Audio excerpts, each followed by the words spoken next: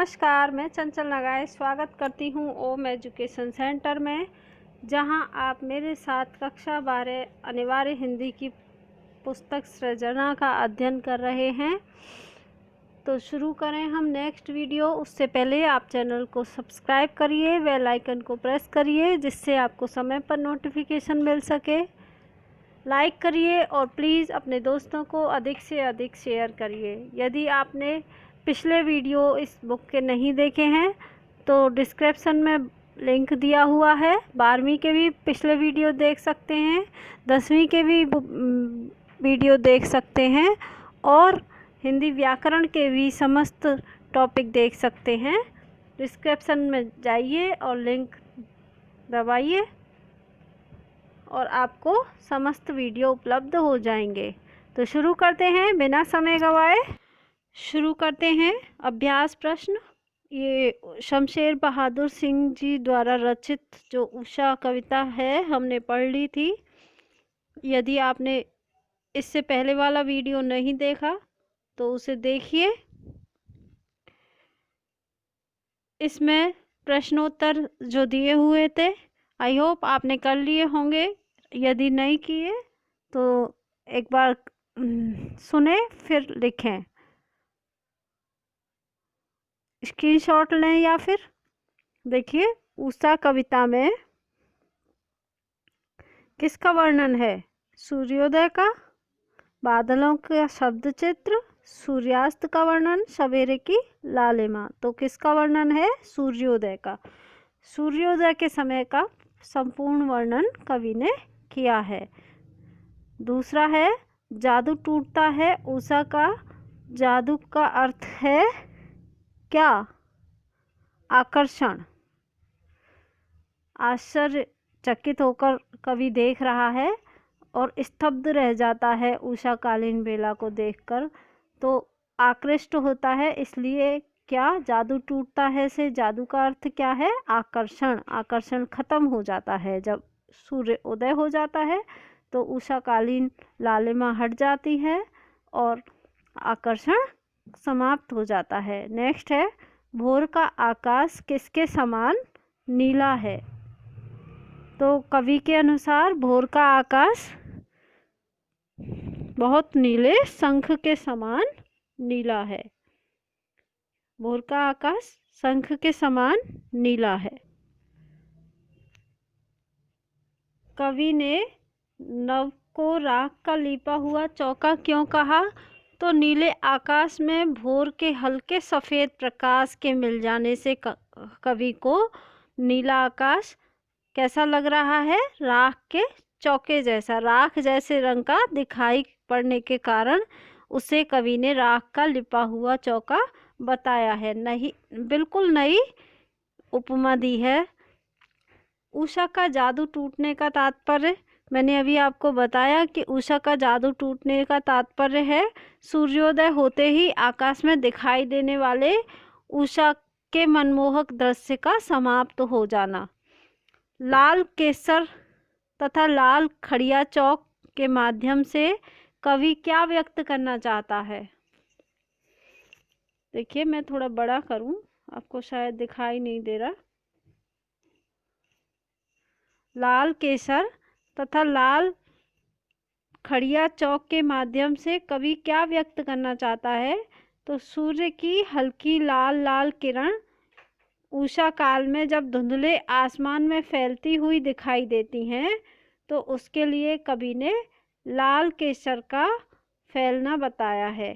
कुछ क्षण बाद जब आकाश राख के रंग का लगता है, सबसे पहले लाल लाल किरणें आती हैं सूर्य की, तो उस समय किरणें उषा काल में जब धुंधले आसमान में फैलती हैं तो उसे लाल केसर जान पड़ता है कवि को।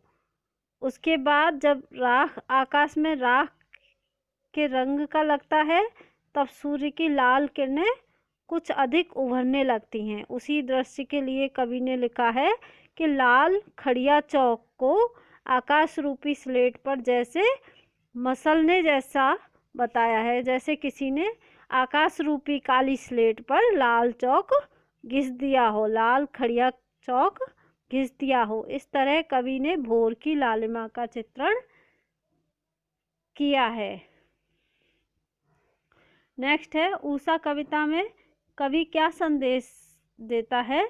तो उषा कविता में कवि शमशेर बहादुर सिंह द्वारा संदेश व्यक्त किया गया है कि प्रातःकालीन प्राकृतिक परिवेश में जिस प्रकार गतिशीलता और जीवंतता आ जाती है, जब प्रातःकाल होता है तो प्रातःकालीन परिवेश में जैसे गतिशीलता और जीवंतता आ जाती है, उसी प्रकार हमें भी अपने जीवन को गतिशील और जीवंत रखना चाहिए। हमें भी अपने काम अच्छे से करते रहने चाहिए। जैसे प्रकृति अपनी दिनचर्या को नहीं छोड़ती, ऐसे ही हमें भी अपने आलस्य को त्याग कर जीवन में आगे बढ़ते रहना चाहिए। हमें प्रकृति से शिक्षा ग्रहण करनी चाहिए। हमें प्रमाद या आलस्य में पड़कर जीवन में अभ्युदय के लिए प्रयास करने चाहिए। उसको छोड़कर, आलस्य या प्रमाद को छोड़कर।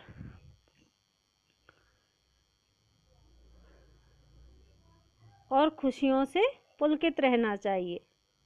उषा कविता की प्रमुख शिल्पगत विशेषता क्या है।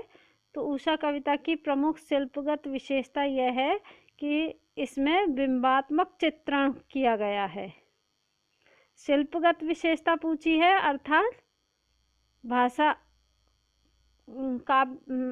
उसकी काव्यगत विशेषताएं कह लीजिए या शिल्पगत विशेषताएं कह लीजिए, तो उसमें क्या आएगा कि भाषा में बिंबात्मक चित्रण हुआ है, अर्थात बिंब योजना और शब्द चित्र रचना इसकी उच्चतम विशेषता है। छोटी सी कविता है, भाव भी मतलब स्पष्ट है, इतनी ज़्यादा कठिन नहीं, लेकिन कवि ने बिंब रूप में सब कुछ व्यवस्थित किया है।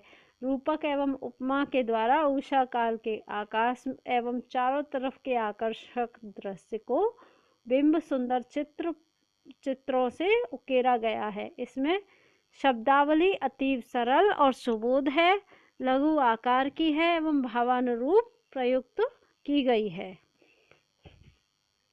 एक ही निबंधात्मक क्वेश्चन है इसमें।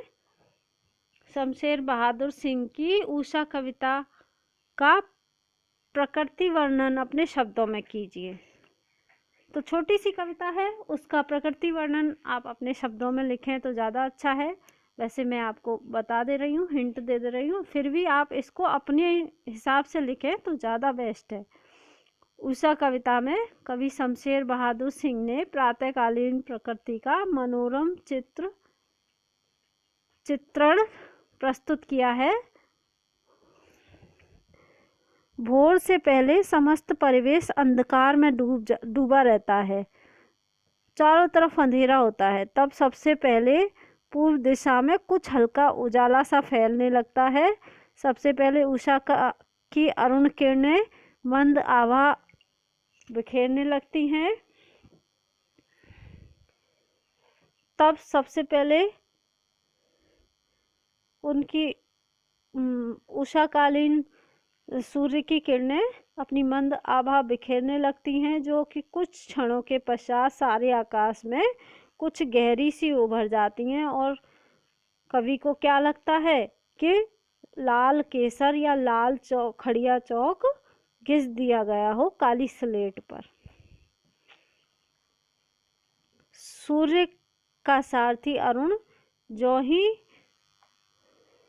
उदयाचल के शिखर पर आरूढ़ होने लगता है, तो उसकी लालिमा सारे प्राकृतिक परिवेश में फैल जाती है। तब अंधेरा कम होने लगता है और भोर का लाल उजाला सारे परिवेश में फैलने लगता है। फिर कुछ समय पश्चात वह लालिमा कम हो जाती है, तब कुछ पीला स्वर्णिम प्रकाश फैलने लगता है। यह स्वर्णिम प्रकाश या सूर्य की पीली किरणें सारे आकाश को तथा हिमालय की शुभ्र चोटियों को स्वर्णिम आभा से ढक देती हैं।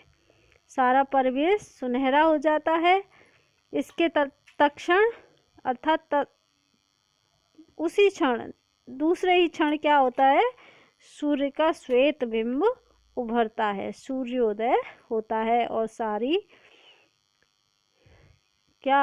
सारा जादू टूट जाता है। उसके प्रकाश से सारे पेड़ पौधे और परिवेश आलोकित हो जाते हैं। धरती पर पेड़ों लताओं की हरितमा पर ओस के कण चमकने लगते हैं।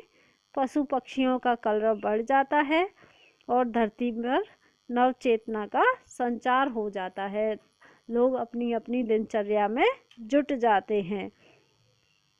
नेक्स्ट एक व्याख्यात्मक प्रश्न है, नील जल में या किसी की तो व्याख्या तो आप कर ही लेंगे। अगर उसमें दिक्कत आए तो इससे पहले वाला वीडियो देखिए, जिसमें मैंने व्याख्या के साथ इस चैप्टर की व्याख्या के साथ साथ भूषण द्वारा रचित जो कवित्व हैं उनके क्वेश्चन आंसर भी करवाए हैं। आज के लिए इतना ही, मिलते हैं नेक्स्ट वीडियो में। तब तक के लिए धन्यवाद। जय हिंद,